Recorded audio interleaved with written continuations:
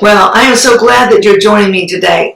My name is Barbara Britt, and I'm a motivational speaker that comes to you with action steps to get you moving forward, not just to get you excited. I do cultural changes in businesses. So I do consulting. I come in and help you to upgrade that culture so that everybody feels valued and everybody feels like they have a part of that business. That way, when they walk in Monday, they're excited about being there and what they're going to be able to do. And then I do professional coaching, which is one of my favorite things to do, to be able to walk beside my clients, helping them with action steps, helping them with activities will actually get them to their goals and their vision that they have in their mind.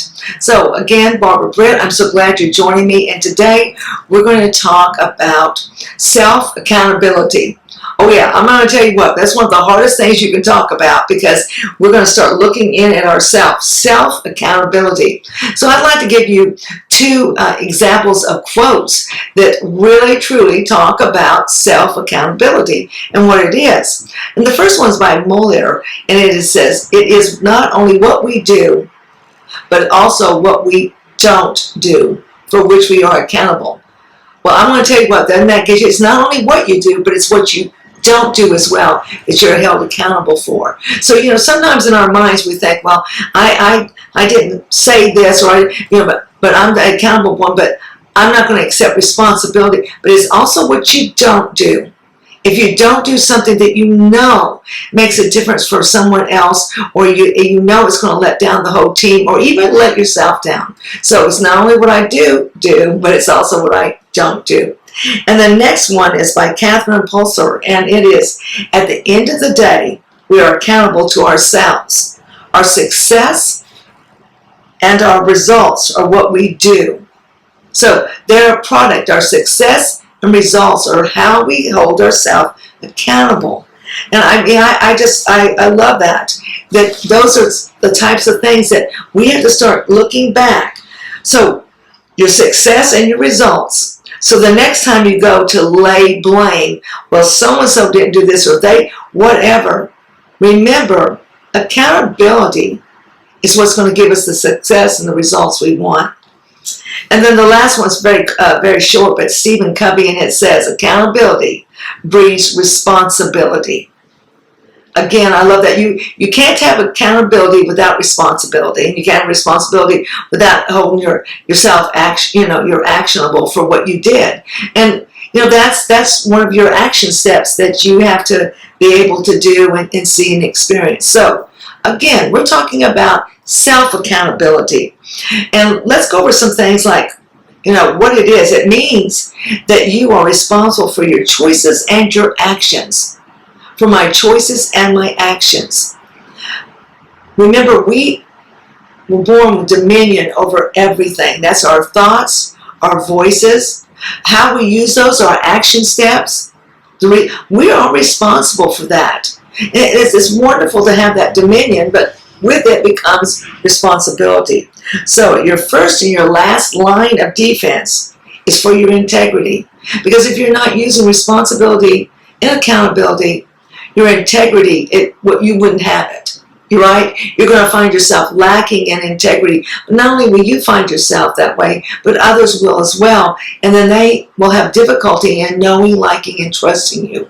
Okay? They may think you're funny. They may think all these other things. But to know, like, and trust you is not going to be there if that happens. Holding yourself accountable means that you stay away from viewing yourself as a victim of circumstances. How many people do you know that go, and it may even be you, and I hope not, but go, if I didn't have a dark cloud over me, I wouldn't have anything. I wouldn't have any luck. If I didn't have bad luck, I wouldn't have any luck. What they've done is they've given over their accountability and their responsibility. Because we all know that we're going to walk along and life is going to happen.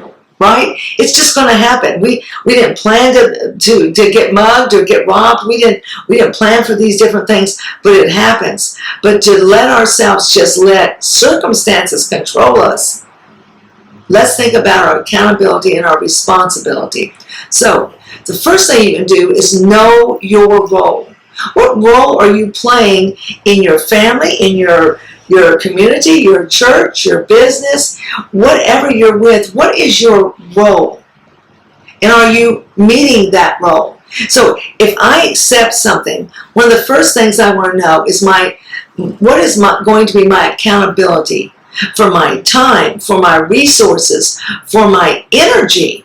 Is this going to be something that is actually going to help me or my cause move forward?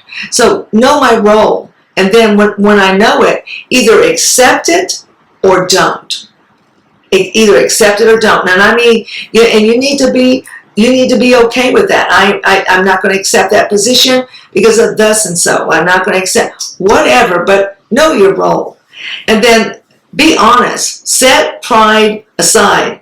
The hardest person to hold accountable or responsible is yourself.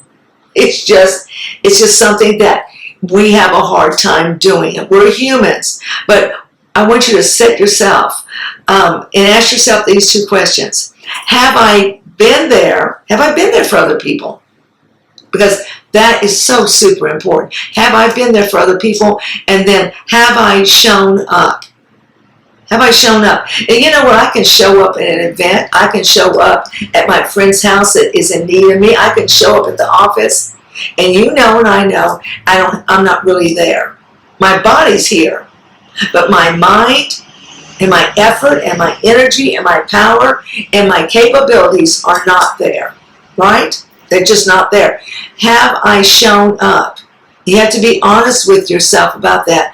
I'm like everybody else. There's been times that I'm there physically, but I'm not there with you. So that means I was not responsible. I couldn't be held accountable. And no one could count on me because I really wasn't there. I didn't show up. Say sorry. Say you're sorry. And let's go with this. When you're sorry, if you've done something, you actually, maybe you didn't even think about it and you did it unconsciously, but you hurt or injured or you did something to someone else or to a situation. Then say you're sorry and say it one time, look them in the face and say, I am sorry that I promised you I would be there and I was 30 minutes late because I didn't leave the house in time to be there on time. From now on, I'll leave 15 minutes earlier. You can count on me. That's an apology. I'm sorry. But to say, oh, I'm sorry about that, negates that other person, negates that other situation. That's worse than what you already did to them. And then there's people like myself who for years and years would just go on and on. I was sorry about the breath I took. I felt like I did things, so I'm sorry. Well, what that does is when you keep repeating it, it takes and it just dwindles the effect of that sorry. And pretty soon you've made other people very uncomfortable and you put yourself as a victim. That's not what anybody needs. No one needs a victim. No one needs someone to actually go there. So if you did something, say you're sorry. You're responsible, and for, again, so a responsible person, remember, says sorry one time, tells you why they're sorry, and what they're going to do to fix it, okay? How they're going to fix it in the future if it can't be fixed right then. Use your time wisely. It's hard to be accountable when I have let my time go. Remember, time's the only thing I can't get back. So if I keep giving away my time, or I had someone tell me the other day that they got lost in TikTok for 4 hours. Well, what did you go there for entertainment? If you did, then put on the clock for 30 minutes and watch it for 30 minutes and laugh, or watch it for 15 minutes. But 4 hours, and she goes, I was not accountable for that time, and I also was working. Okay, well that again is use your time wisely. Know what you're giving your time to. That's knowing your role, and that's accepting your role. Don't overcommit. I'm one of those that raise my hand. I raise my hand because I want to do, and I want to make a difference, and I want to be there as a resource for other people. But when I overcommit, that means I'm not really accountable for almost anything. I'm giving you a little bit of myself. Remember, when you show up 100%. Show up. If you said you're going to do this, then show up. Be committed to that. So watch about overcommitting and raising your hand for everything. Then reflection. The last one, number 6, is to reflect. And I want you to think about this. Reflection, I do this in the morning. I start my day in gratitude. And I use that time also for a little reflection. I'm grateful for having this, and what am I going to be able to get out and do today because of what I have? So reflect. Who am I going to help today? Who am I going to make a change to? What am I going to do? So reflection. But I also do that in the evening before I go to bed.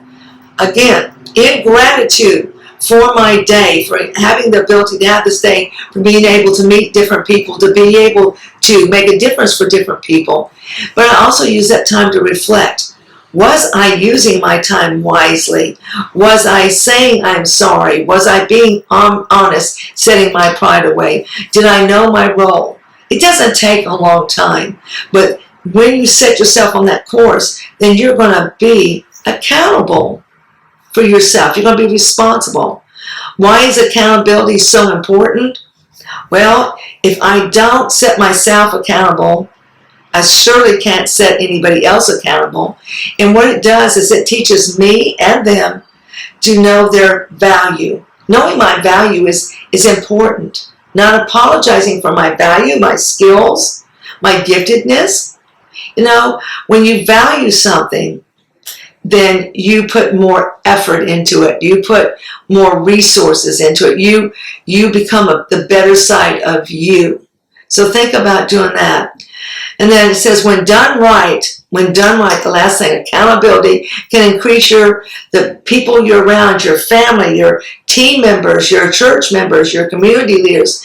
It can help them with their skills and their confidence. When I do it right, people around me are going to feel more valued, more acknowledged, and they're going to feel like I'm part of their team. Even if I was the CEO of the company, they still feel like I'm a part of their whole. And who doesn't want to work for something bigger than themselves? So accountability helps you to control your behavior. Who do you want to be? If you sat down and wrote out your diagram for who you're going to be, look in there on when you can be responsible and accountable. And again, this is Barbara Britt on self-accountability. I thank you so much for joining me today.